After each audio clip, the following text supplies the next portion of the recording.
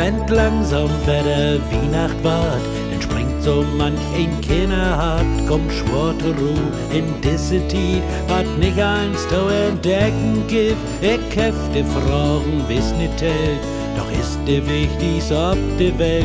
Wohl woher kommt der Weihnachtsmann, wat jeder so schwor ruht kriegen kann.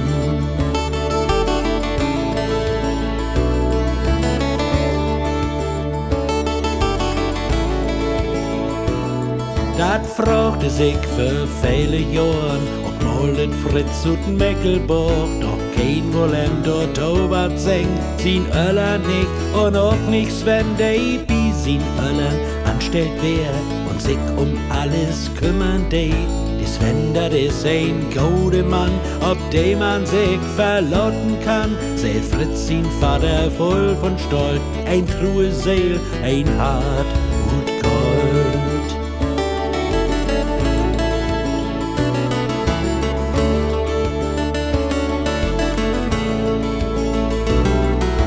Wär's, wenn nie wo anders wehn, du wohe wer heiter Freund, ganz Meckelberg, wer sehen zu Hus, dat wär für Sven mehr as genug, da schnackt man platt und selten hoch, denn Hochdeutsch schwer für Sven ein Ploch, dat mir und mich und all so'n Kram, dat kann he nu mal nicht verstehen.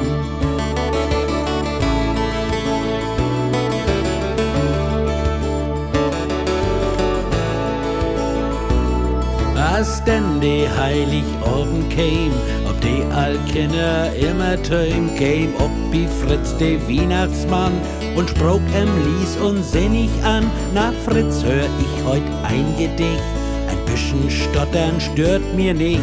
Und hast du das Wein aufgesagt, hab ich dich auch was mitgebracht.